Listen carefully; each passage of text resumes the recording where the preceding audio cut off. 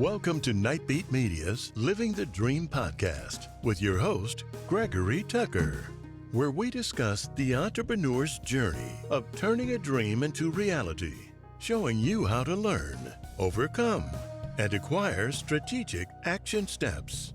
If you're ready to turn your dream into a reality, then get ready to take action. Here's your host, Gregory Tucker. Hello, my name is Gregory Tucker, and today our episode is going to be about a dreaded disease that affects millions of people worldwide. And we're going to talk about how we can cure this dreaded disease. The name of the disease is called Excuseism. What is, if that there is such a word as Excuseism? Well, believe it or not, there is, and millions do suffer from. Excuseism is a type of self-sabotage where people make excuses to delay, procrastinate, and ultimately deny themselves success. People are often unaware that they are using this excuseism, or they are affected by this disease in the first place, as it allows them to avoid taking responsibility for change. And yes, I suffered for many, many years this dreaded disease. There are some things that we can do, although indulging in an occasional excuse making, it's understandable. Consistently, though, using these excuses can be destructive and can prevent us from reaching our goals. What are some of the examples? I'm too old. I'm too young. I'm too busy. I don't have enough money. Or they had advantages I didn't have. And in some cases, they may be justifiable, or sometimes we justify them to ourselves.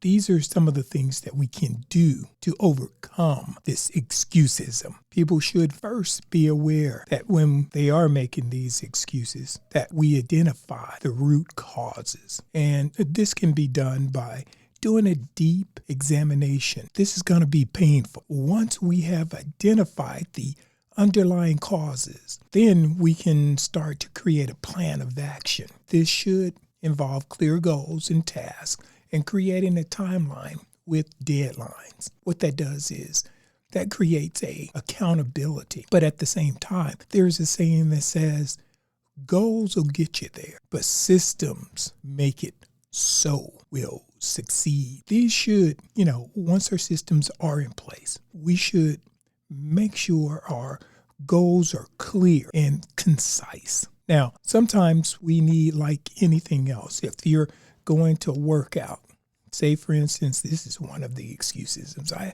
don't have enough time for us to exercise, to get my body right, to make that investment that's going to pay dividends when we get older. Then we may need an accountability partner. Somebody that we can call up and say, hey, let's go for a walk. Let's go shoot some balls. Let's go do something. Let's be active. You have somebody who you are accountable to.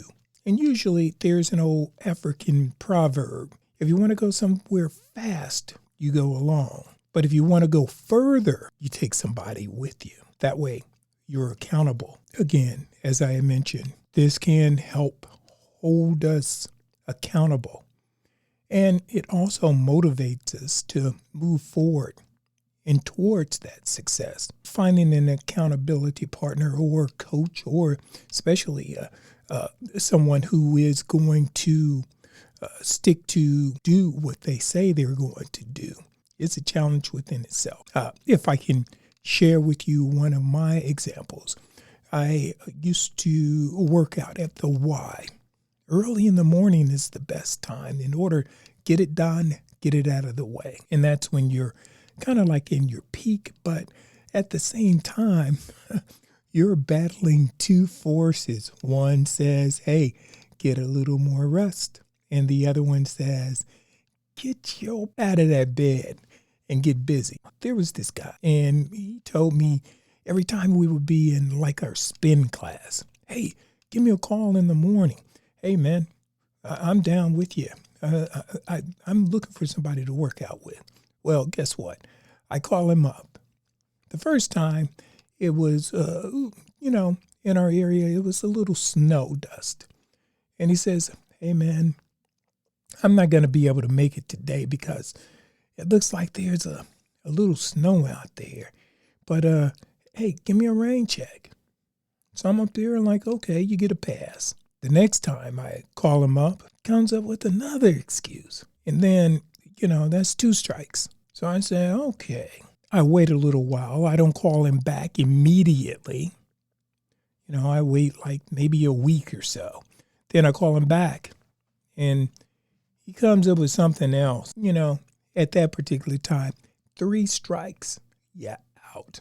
So as far as with that accountability, it was out the window.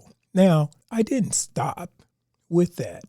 What I noticed in that was that there were some older gentlemen that were there every morning.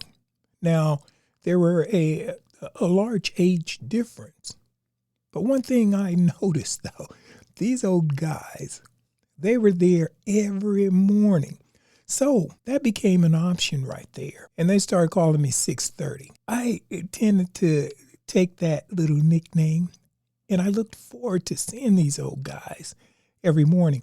So if I didn't show up, the next time I did show up, they gave me grief for it. So sometimes our accountability partners could be somebody close, and they don't have to be Arnold Schwarzenegger or, Mr. Olympic, or they don't have to be Einstein or Elon Musk.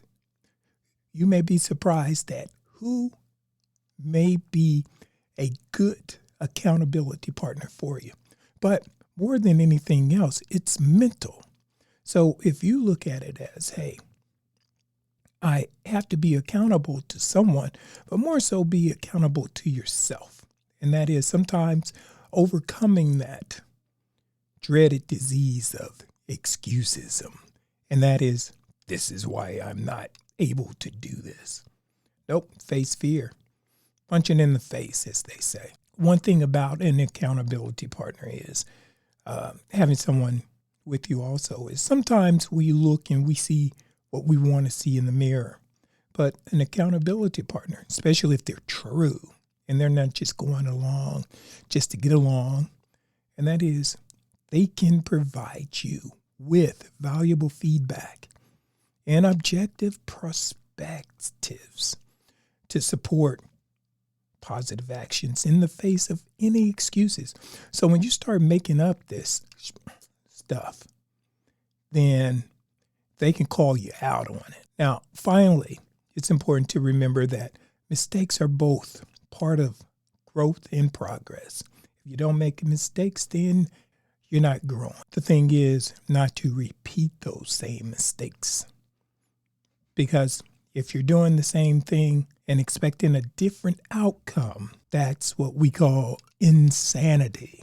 Allow yourself to fail without beating yourself up and focusing on what you can learn from all those missteps. And in closing, by using these strategies, we can serve as our own best in conquering excuseisms and finally reach our goal. But first of all, like I said, it all comes down to developing a system, a strategy, but most importantly, taking action. Thanks for listening to Nightbeat Media's Living the Dream. If you enjoyed this podcast, please leave a comment or hit follow and subscribe on our link so you can stay up to date on new episodes. Until next time, when writing the story of your life, be sure you're holding the pen.